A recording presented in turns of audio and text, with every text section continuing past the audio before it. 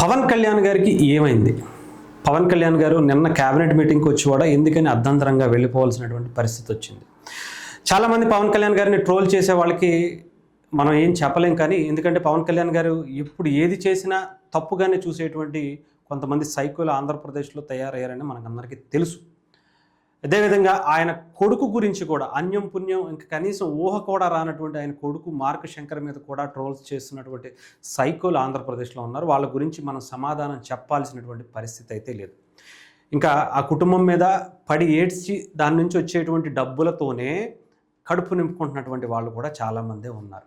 ఇక వైఎస్ఆర్సీపీ పరిస్థితి అంటారా, ఇక చెప్పనవసరం లేదు. వాళ్ళ కోడిగుడ్డు మీద ఏకలు పీకే పనే పెట్టుకుంటారు. పవన్ కళ్యాణ్ గారికి అటు టీడీపీకి గ్యాప్ వచ్చేసింది, పవన్ కళ్యాణ్ గారికి ఇచ్చే విలువ ఇంతేనా అంటారు.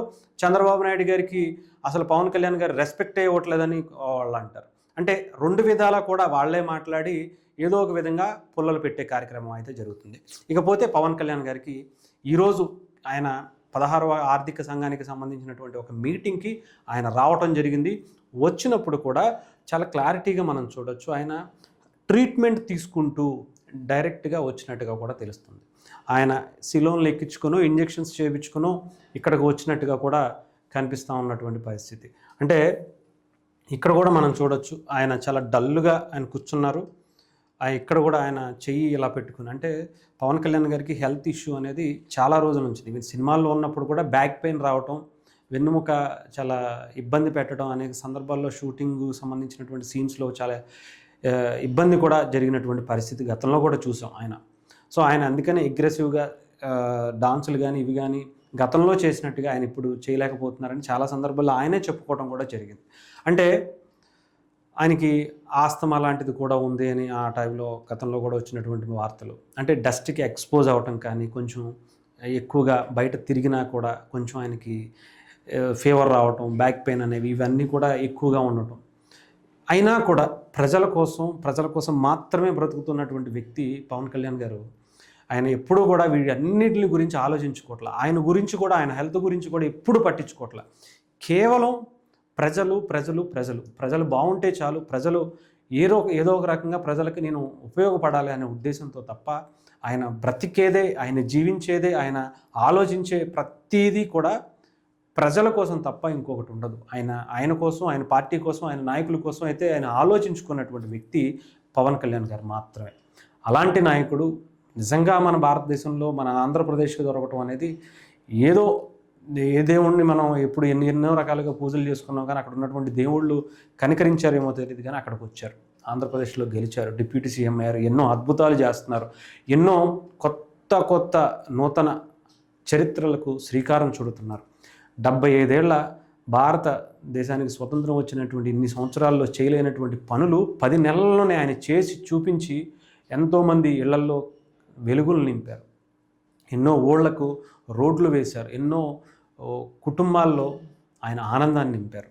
అలాంటి వ్యక్తి నిజంగా ఆయనకి హెల్త్ బాగోపోవడం అనేది నిజంగా చాలామందిని ఆందోళన కలిగించింది. ఆయన కుటుంబ సభ్యుల్ని, ఆయన్ని అభిమానించే కొన్ని లక్షల కోట్ల మందిని కూడా చాలామంది పవన్ కళ్యాణ్ గారికి ఏం జరుగుతుంది అని చెప్పి, ఇంకా ఆయన ఏదో ఇంకా పుల్లలు పెట్టే వాళ్ళ సంగతి ఇందాక చెప్పుకున్నట్టుగా లెక్కనే లేదు.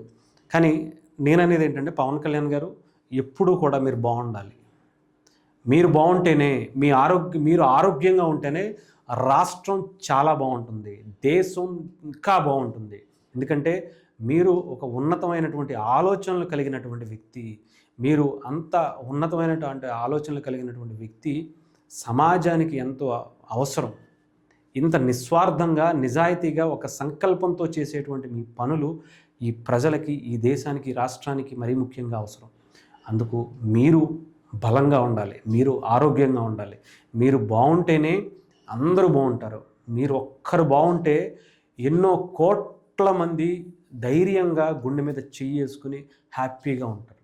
మీరు ఉన్నారు అనే, మీరు నిలబడతారు అనే, మీరు వాళ్ళ వెనక ఉన్నారు అనే ఈరోజు ఆంధ్రప్రదేశ్లో, దేశంలో కూటమి చాలా బలంగా వికసిస్తుంది. అంటే మీ పాత్ర, మీ మాట విని ఎంతోమంది ఆంధ్రప్రదేశ్లో, మహారాష్ట్రలో, తమిళనాడులో, రేపు ఇంకో చోటగా ఎక్కడైనా సరే జరగబోయేటువంటి ఎలక్షన్స్లో మీ పాత్ర, మిమ్మల్ని నమ్ముతున్నారు అంటే మీలో ఉన్న నిజాయితీని, మీలో ఉన్నటువంటి సంకల్పాన్ని దాన్ని అందరూ చూస్తున్నారు, దాన్ని ఇష్టపడుతున్నారు, మీ మాటని వింటున్నారు.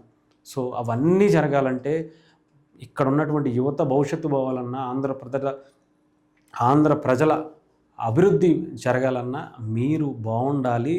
మీరు బాగుండి నిలబడితేనే, మీ పార్టీ నిలబడితేనే, మీరు నిలబడితేనే ఈ దేశానికి మంచిది, ఈ రాష్ట్రానికి మంచిది, సనాతన ధర్మానికి మీలాంటి ఒక యోధుడు కావాలి. డెఫినెట్గా ఆ దేవుడి ఆశీస్సులు డెఫినెట్గా మీరు చేసేటువంటి మంచే మిమ్మల్ని కాపాడుతుంది. అందులో ఎటువంటి సమస్య లేదు. ఆ హనుమంతుడి ఆశీస్సులు డెఫినెట్గా మీకు నిరంతరం ఉంటాయి. కాకపోతే మీరు కూడా కొంచెం చూసుకోండి. ఈ సైకోల గురించి, ఈ మాట్లాడే వెధవల గురించి పక్కన పడేటి కానీ మీరు ఎలాగో పట్టించుకోరు. మీరు చేసేటువంటి పనే కనపడదు తప్ప మీరు ఎప్పుడు కనిపించరు. చాలా సందర్భాల్లో చెప్పారు, మనం చేసే పనే కనిపించాలి కానీ మనం కనిపించకూడదు అని.